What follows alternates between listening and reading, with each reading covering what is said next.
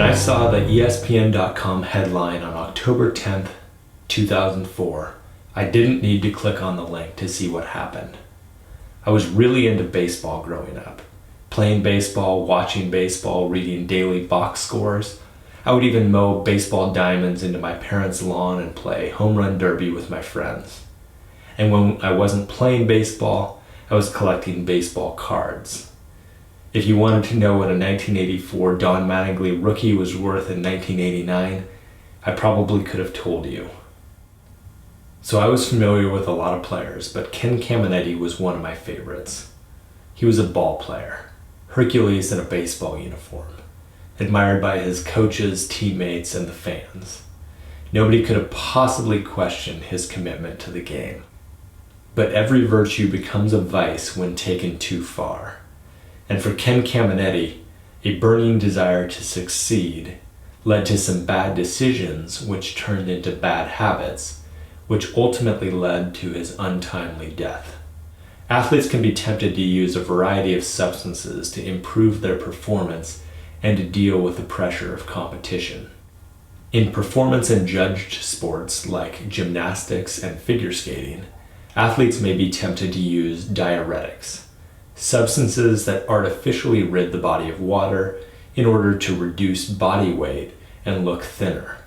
In some sports, for better or worse, appearance influences scoring, and ridding the body of water is one way, though certainly not a healthy way, to reduce weight. And a diuretic effect can also be achieved to some degree through water manipulation. It works like this. 4 days prior to a competition, the athlete drinks 2 gallons of water. 3 days prior, they drink 1.5 gallons. 2 days prior, 1 gallon. And the day before, just 0.5 gallon.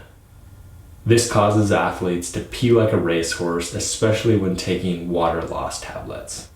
Bodybuilders and fitness competitors sometimes use this technique before competitions and photo shoots. But dehydrating the body, as you can imagine, can be risky from a health standpoint. Athletes in sports requiring precise control of motor skills, think shooting sports, might be tempted to use beta blockers to achieve feelings of relaxation during the tension of competition. Beta blockers work by decreasing heart rate, thereby making it easier for athletes in sports like archery and billiards to shoot between heartbeats. But beta blockers can lead to dangerously low blood pressure and can have fatal consequences if the heart is slowed too much. So biofeedback training or relaxation techniques can be a much safer and more legal alternative. Other athletes use, shall we say, more herbal remedies to relax, smoking or ingesting tetrahydrocannabinol in the form of brownies, hard candies, or a variety of products that can be purchased in Washington or Colorado. And I've talked to athletes who, off the record, have told me that they felt marijuana improved their performance by helping them relax during a competition. But I'm not sure if their use was motivated by a superstition, a psychological addiction, or a deliberate attempt to enhance their performance. After all, people under the influence of tetrahydrocannabinol can be a little bit creative. And there isn't much research on the influence of tetrahydrocannabinol on sport performance, except for animal studies demonstrating that THC interferes with motor control in animal models. So I'm not aware of any studies that have been conducted to determine whether the potentially beneficial effects of THC on relaxation exceed the detrimental effects on coordination. And given that there probably isn't an institutional review board in the world that would approve such a study, I'm not holding my breath. But I will expect to see athletes in every major sport receive suspensions for marijuana use, whether they're trying to improve their performance, deal with the pressure of competition, or just treat their persistent glaucoma. Athletes in endurance sports like cycling may be tempted to engage in blood doping in order to increase the amount of oxygen available to them during competitions. Some athletes in endurance sports have used EPO, a glycoprotein hormone that increases red blood cell production. But another form of blood doping works like this. First, an athlete has blood drawn and put into cold storage a few weeks prior to competition. Second, the body creates blood to make up for the deficiency. Third, the stored blood is re-injected back into the athlete's body shortly before competition, thereby giving them an unusually large number of red blood cells to carry oxygen to their peripherals during competition. A similar effect that would be achieved with EPO, but both of these practices have long been banned in endurance sports, but until recently, these restrictions were difficult to enforce because it was almost impossible to test for. And finally, in sports that require power and strength, athletes can be tempted to use anabolic steroids and human growth hormone, or HGH. Use of these ergogenic aids are so common in bodybuilding that there are special competitions for bodybuilders who don't use them. And the use of anabolic steroids and HGH is well documented and a source of great embarrassment to Major League Baseball and certain Major League Baseball players. While some continue to deny using anabolic steroids or HGH or refuse to answer questions about these banned substances, Ken Caminiti was one of the first to own his mistakes. Ken Caminiti admitted that he used banned substances during the prime of his career, including his MVP season in 1996. But steroids were not the only substances that Ken Caminiti used during or after his career. Like so many athletes, Caminiti celebrated victories and drowned defeats with alcohol. This is one reason why athletes tend to drink more than non-athletes. Another reason is social.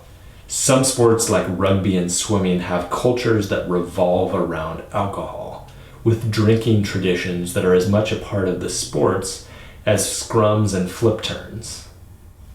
And these reasons are in addition to using alcohol, a depressant, to deal with stress. Imagine yourself in Caminiti's situation. A 162-game season can be grueling, especially when night games are followed by matinees. So the temptation to get a little buzzed, to quiet those woulda, coulda, shoulda voices in your head after a tough loss so that you can get to sleep is understandable. But after a victory, there could be a temptation to celebrate, and given that drinks are usually free for professional athletes, it would be pretty easy to have a few too many. So the next morning, things could get a little groggy. So what do? Well, there's a pill for that. And that's why some reach for Reds or other stimulants that get them up for a game. In more extreme cases, some Major League Baseball players have been caught using cocaine even during games. And when the excitement of competition is combined with an artificial high, but you need to get to sleep before the next game, what do? Drink more beer and keep the downward cycle going. During stretches of his career, this downward spiral summarized Ken Caminiti's lifestyle. And it worked for him for a while. But things got even worse for Caminiti after he retired. For some athletes with a very strong athletic identity, who has grown used to having a reasonably healthy outlet for his competitive drive and perfectionist tendencies, retirement can be devastating. So Caminiti's drug abuse went from bad to worse.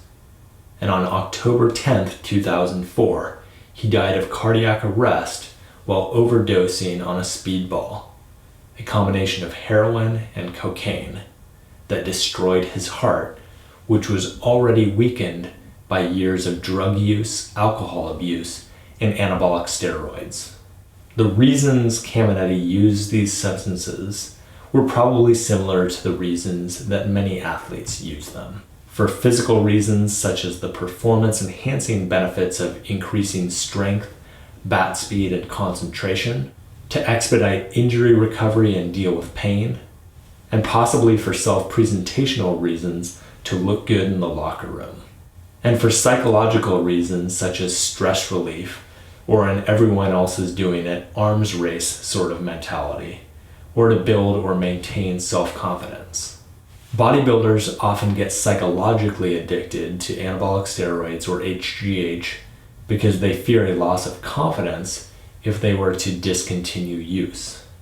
And perhaps Caminiti may have had social reasons, perhaps a need for belongingness or identity because of peer pressure from teammates, or having seen these behaviors role modeled by veterans earlier in his career. Now imagine that instead of traveling on chartered flights and staying in luxury hotels, Caminiti was a minor league baseball player, traveling on overnight buses and staying in much more humble accommodations. How much more tempting would it be to use alcohol to relax, stimulants to get focused, and anabolic steroids to get to the next level? So Ken Caminiti's life is a cautionary tale. He had no reason to use diuretics, beta blockers, or engage in blood doping, but he did give in to the temptation to use stimulants, alcohol, and anabolic steroids. And his admirable virtues of hard work and commitment to his craft became vices when he was unable to find healthy ways to deal with his stuff.